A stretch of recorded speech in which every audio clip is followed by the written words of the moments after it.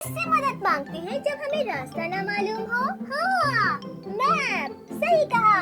चलो चले। जब ये मेरा किरदार जब ये कैरेक्टर वायरल हुआ, लोगों ने देखा और फिर लोगों ने मुझसे ज़्यादातर जो सवाल किया, बात सुने डोरा अंधी, आप अंधी, आपको नज़र नहीं आता। मैं बस यही सोचती थी क्या जवाब दूँ। क्या आपको वो एप्पल ट्री दिखाई दे रहा है? कहाँ? किस तरफ?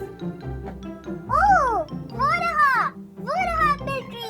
चलो चले। मेरा नाम है कंजुल ईमान राशिद और मैं 3 साल से डबिंग इंडस्ट्री में काम कर रही हूँ।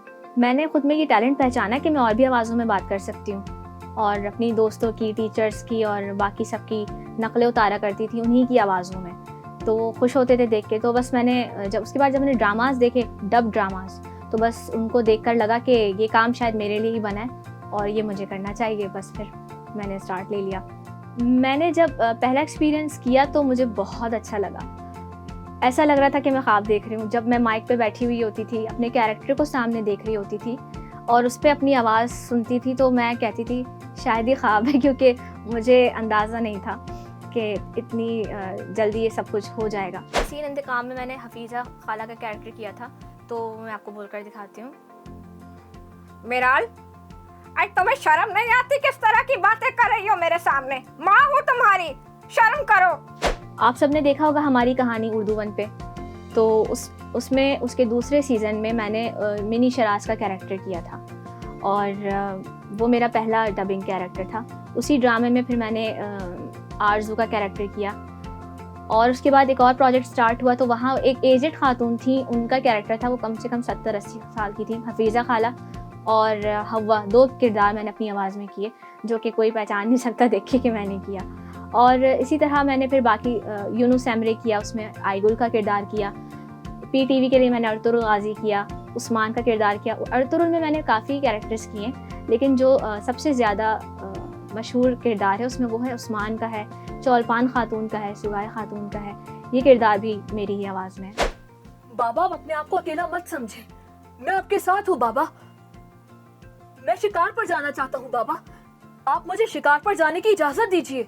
मैं आपका एतमाद हासिल करना चाहता हूँ, बस इसीलिए कह रहा था। फिर ड्रामास की डबिंग के बाद जो है वो कार्टून्स की तरफ भी रुझान हुआ। तो किड जोन से मेरा पहली बार जब इंटरेक्शन हुआ, वहाँ मैंने ऑडिशन दिया। उसके बाद वहाँ से जो है वो कार्टून्स का सिलसिला शुरू हो गया और वहाँ पे भी यही था कि मैं एक प्रोजेक्ट में 2-2, 3-3 कैरेक्टर्स अपनी आवाज़ बदल के बोलती थी। तो उस तरह मुझे अपनी कार्टून्स की वेरिएशंस का भी अंदाज़ा हुआ कि मैं और कौन से कैरेक्टर्स कर सकती हूँ। फिर इसी तरह यहाँ पर भी जब डोरा के लिए भी इसी वजह से मुझे आगे मौके मिले, क्योंकि इस किरदार को जब किया तो वो सबको ही बहुत पसंद आया। पैन पैन, क्या तुम मेरी मदद नहीं करोगे?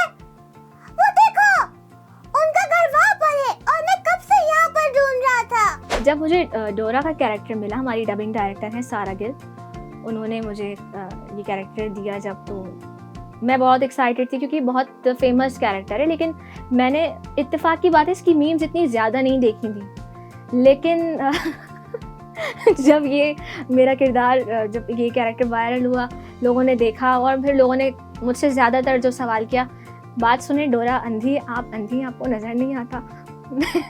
मैं बस यही सोचती थी क्या जवाब दूँ।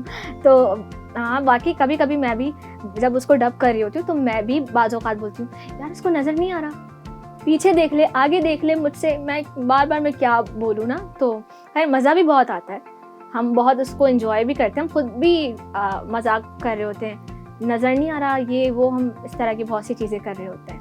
हमने किया। मैंने बूट्स की मदद की, टॉयज ढूंढने में हमने किया। ये हमने किया। मैं देखने वालों को यही पैगाम देना चाहूँगी कि आप अपने बच्चों को कभी प्रेशराइज़ नहीं करें कि आपको यही करना है। उसका क्या दिल चाहता है उससे पूछें, वो क्या करना चाहता है उससे पूछें और अपने बच्चों को अपने दोस्तों की तरह रखें ताकि वो आपसे अपनी हर अच्छी बुरी बात शेयर कर सकें और आपको अंदाज़ा हो कि उनकी अगली प्लानिंग्स क्या हैं, वो क्या करना चाहते हैं और फिर आप उसके हिसाब से उनको कितनी सपोर्ट कर सकते हैं, फिर ये आप पे डिपेंड करता है। और स्टूडेंट्स को और जो लोग देखते हैं, जो चाहते हैं कुछ करना है ज़िंदगी में, तो किसी के भी प्रेशर में आके कुछ ना करें। जो आपका दिल चाहता है, जिसमें आप आपका 100% इंटरेस्ट है, अगर आप उसी में काम करते हैं, उसी फील्ड में जाते हैं, तो आपसे ज़्यादा मैं समझती हूँ कामयाब कोई नहीं है, क्योंकि आप अपनी फील्ड में कामयाब हैं। और ये नहीं सोचें कि जो सामने वाला कर रहा है मैंने भी वही करना है। अगर आप में शौक है तो करें, वरना ना करें। बस उससे मोटिवेशन लें कि उसने कितनी मेहनत से इस मकाम को बनाया और उसने कितनी मेहनत की यहाँ तक पहुँचने के लिए, ये मोटिवेशन लें। बाकी करें वो जिसमें आपका अपना इंटरेस्ट है, नकल किसी की मत करें। यही तो हमारा हिडन टैलेंट है, ये तो किसी ने पूछा ही नहीं।